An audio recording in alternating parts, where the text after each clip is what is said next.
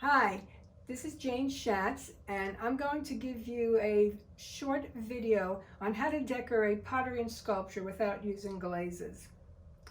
It's very interesting that I would be working like this when for 47 years I worked with glazes starting at cone 10, then moving down to cone 6, and I made production pottery for all those years, going to craft fairs, and I also made sculpture, which I exhibited in art centers and in galleries. As I got older, and after 47 years of schlepping pots to craft fairs and to selling the pots, I decided I was going to retire from that. I retired from my teaching sculpture and pottery in a high school in New York 15 years earlier, so I thought it was time to do this. But I wanted to continue making artwork, but in a more personal and a different way. So I was thinking about where I was going to go with this. When I was a young woman in my 20s, I met Peter Vocus. For those of you that don't know who he is, he was one of the great potters and ceramists of the 20th century. He was fantastic to watch work, as well as just looking at his work. Vocus, look it up, you'll just love his work. Anyway, he was very much like Jackson Pollock, the painter, in that they used paint in a very different way to add to the surfaces of their media. Jackson Pollock's being canvas and Vocus being vessels and sculpture. So Vocus used paint, enamel paints mostly, on his pieces, and loved it so much that he decided, and what I learned from him when I met him was, why use glaze if you're not going to eat off of the pieces? Use paint.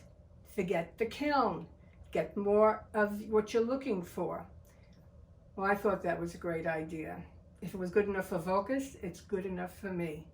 So here I am now at this time, getting all of the wheels and glaze materials out of my studio, bringing in canvas and paint, and working with acrylic paints, mostly metallic paints, lusters, as patinas, which is I'll show you what this is. It's a coating to your work on both vessels and sculpture. Now my vessels, which I'm going to show you here, they're not anything that can hold water. They're fired to cone 02. I used to fire to cone 06 for bisque. I went a little bit higher to cone 02 so that the pieces are tighter and they're more permanent, but still they're low fire, so it only takes about, with a slow sculpture fire, it only takes about 10 hours in my studio. No extreme heat, no smelly glazes. It's very quick, it's wonderful, no wear and tear on my elements. So that became the right temperature for me. These pieces will be used like sculpture, just for decorative purposes. Now what I'm going to show you today is not only on these vessels, but I'm going to show you what it looks like on my sculptures. But I just want to show you that this is a combination of a black coating with a gold and a blue patina. This is a black coating with a silver and blue patina. This is an iridescent white on porcelain, which I still fired cone 02, as I always fired my porcelain and my stoneware at the same temperature. This is stone. This is a gold base with other colors on top of it. So you can see that you have a variety of surface decoration, or I'm going to call them glazes, which is decorating the cake, but for our purposes, pottery and sculpture. So you can make any color you want. Play with your colors, and you can have as much a variety, and even more variety than you ever had with your kiln. Now remember, this will be for decorative work, not for functional pottery. For functional pottery, if you still want to go low fire, go to some low fire glazes like Majolica and other earthenwares. So I'm going to give you your instructions now and show you some of the materials. Okay, have fun. Okay, I'm going to show you how to make this beautiful multicolored green. It's got a lot of different values of color to it, and I'm going to work it on this sculpture. And the sculpture, I did this painting yesterday, so it would be dry for me to work with. But what I do first is with a regular artist brush, I mix up some black paint with some white, because I don't like really dark black. I like more of a gunmetal black. So I mix up this black so that it's a warmer black than a pure brilliant black. And yesterday, with a brush like this, I painted it on. Just plain acrylic paint in a jar. And I'll show you some examples of the materials that I'm working with. After I finish painting this and let it dry, then I'm going to be working with some tubes of metallic paint, which I'm going to show you what they are also, as well as other colors that I have mixed up. This is some of the materials that I work with. This is called Artist Loft. It's called Flow Acrylic, and it is a gold, a metallic iridescent gold. It's beautiful. Now, it's not as thick as, let's say, like the Liquitex or their gold, or even Artist Lofts makes gold, but this is much thicker. When you work with the patina part, after the first base coat, you want to work with a tube paint because it's thicker. But the jar is cheaper, and to do an entire piece, and it's just the base coat, go with the cheaper, so get the flow acrylic paints in white, black, all colors, and then slowly start building up your repertoire of glazes by metallics and also regular tubes like just blues and browns and reds, and white. Make sure you have a lot of white, because you're going to be using these to mix up paint. Oh, my cat is coming in. Okay. All right. Now that it's been blackened and I have it dry, I'm going to start working with my first color. Now, notice that I'm wearing latex gloves. You don't have to, but I like to wear them because it makes the cleanup so much easier. And also, I work with a pile of newspaper because I use the newspaper as I would a painter's palette. And I use it and I can rip it up, throw it away. You rip it up, keep on going over, and it's recycled, it's cheap, and it's something that's easy to use. So I like good old-fashioned newspaper. The first thing I'm going to do is work in the gold onto the sculpture. Now, the paper towel is in lieu of a brush. I don't use a brush anymore. I use the paper towel to smudge, and use a good paper towel like Bounty, because the cheaper paper towels, after this gets filled with paint, it tends to break down. So you want to have something that lasts a long time, so get a good quality paper towel. Now I'm going to be putting the paint on my first layer of gold, and wrap the paper towel around my fingers and start applying the gold. Now, when I apply fast because I want to be sloppy. It's beautiful when it's sloppy. Also, you may like to make pieces that have a lot more texture than I like it. And texture is really fabulous because it shows off many layers of paint. The smooth surface is a little bit flatter with the color paint. So you have to play with that more, but I happen to like a smooth surface. And I'm liking texture also. All right, it picks up a little bit of the black from yesterday, but not much.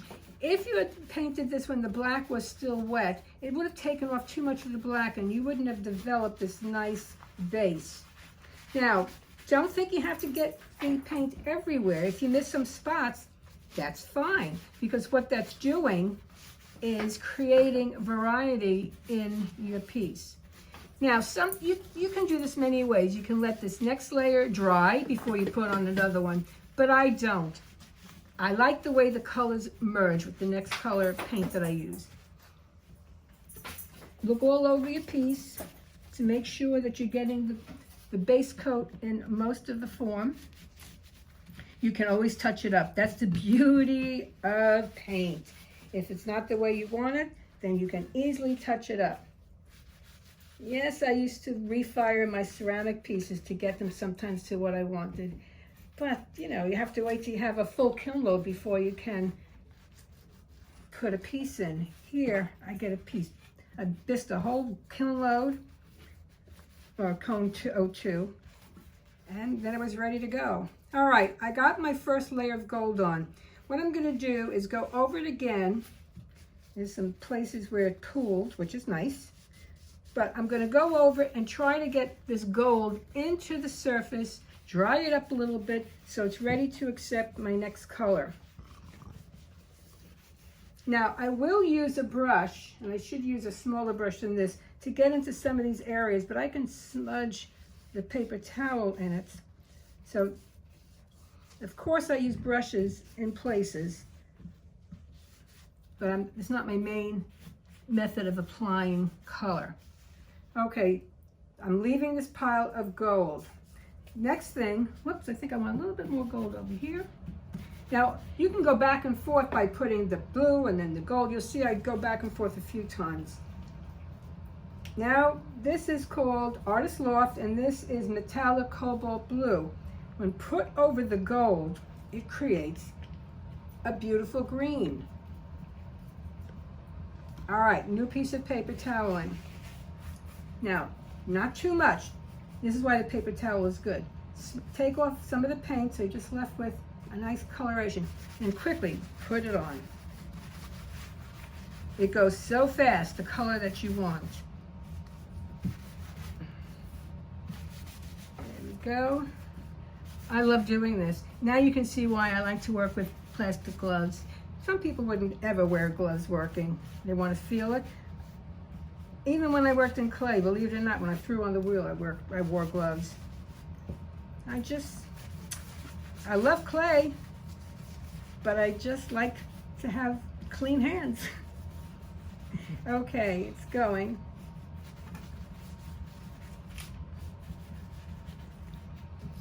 All right. Now, very big coat of blue. So I'm going to go back to the gold. Start adding the gold. You see what's happening? Now I'm starting to get the colors that I like. So you keep doing this. What you can do is let it dry for a while, then come back. There's so many ways to treat this. You're going to have to just play with it, see what colors come out, see what techniques, what period of dry you like.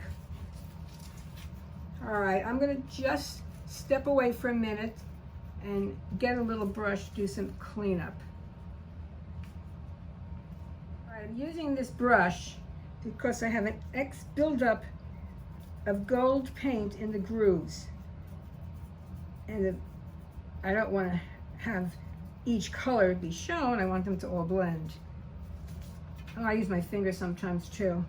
Fingers, hands, paper towels, whatever you want to. Now, I will go over this several times,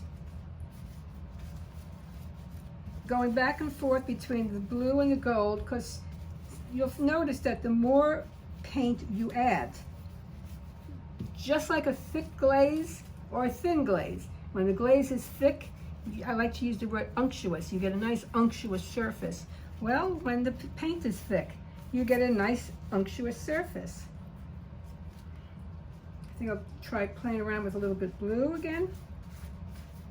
And I'll probably go back and highlight it with the gold.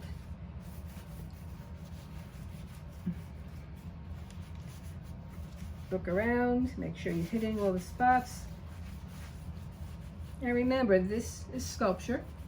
You can do whatever you like. And the vessels that I showed you earlier, they're bottles or sculptural forms.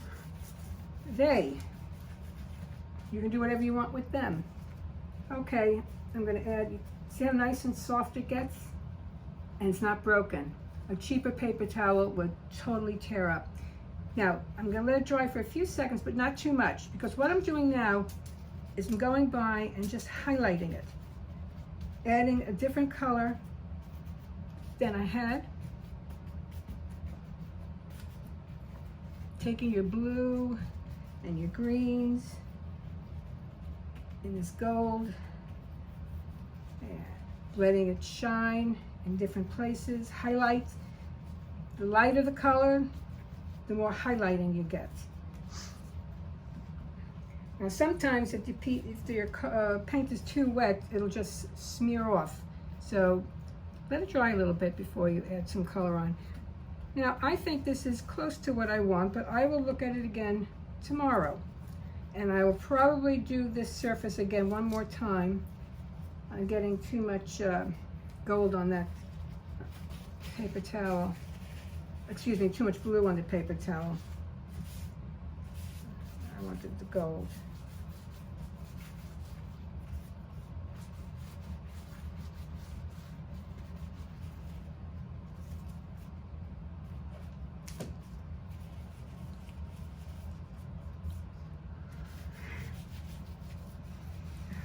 Okay, I had some drops of blue on my cloth. Before you stop working, check your piece, see if you got what you like.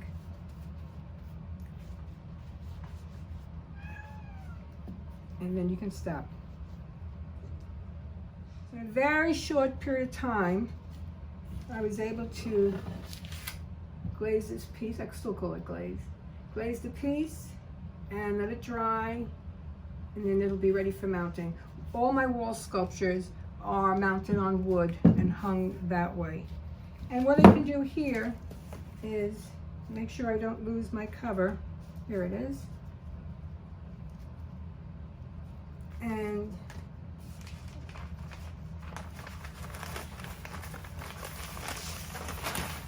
start cleaning up my area, getting ready for the next piece. Next piece, I'm going to show you how to work with a gold base. All right, here is a sculpture wall piece that I made, and it has a gold base with some copper metallic luster, and then the blue-green is a mixture that I made up and I keep in little jars like this that I get at the dollar store, and I make a color that I like. I happen to like the way this blue-green or cyan looks against the coppery gold. So this is what I'm going to do here. And I have this mask that I made. I'm holding a little bit weird. There you go. This little mask that I made. I did the gold first layer with the flowing acrylic out of the jar. And now I'm going to start working with the tubes. All right. So I probably will go back again. But as you can see, I've got this on its way. I demonstrated how to apply the paint on top of the base coat. So now it's up to you to find out what you can do. I work with two colored clay bodies, a brown and a white. Here, this little sculpture is just done in the Artist Loft iridescent white, about 2, maybe even 3 coats. I just love plain white. So sometimes I just do white, and it's mounted on a black pedestal. This piece was a white porcelain piece, and then I put on a one coating of this white iridescent to start giving it some shine and to give it a painterly surface to work with. My base coat was the white. Now this time I used it from the tube, because I haven't found a iridescent white in a jar yet. If I find it in a jar, I'll probably buy that and use that for my base. And then I play with several different magentas. As you can see here, I put them in these little jars after I work with them on the paper, or I sometimes put them in here and work from here if I'm going to be painting a large spot. They are covered and they really stay wet for a very long time. This piece was a stoneware piece. Base coat was black. Then I put on another, almost like a base coat, but another whole coat of silver. And it's a tube of a silver, metallic silver acrylic. And after I painted it all in silver, then I added this metallic cobalt blue, which I had used for this with pink. These two made that, and these two with the black made this. So white surface, white, stoneware, black, and you saw me work with a green combination with the gold. Instead of this has the silver and the black, the other excuse me, piece had a gold, and the gold and the blue. Okay, thank you. So you can see you have a tremendous variety of patinas that you can use on your vessels and on your sculpture. I hope that you've enjoyed this, and go watch my other videos on YouTube that show how to glaze with real glazes. But this is another great alternative.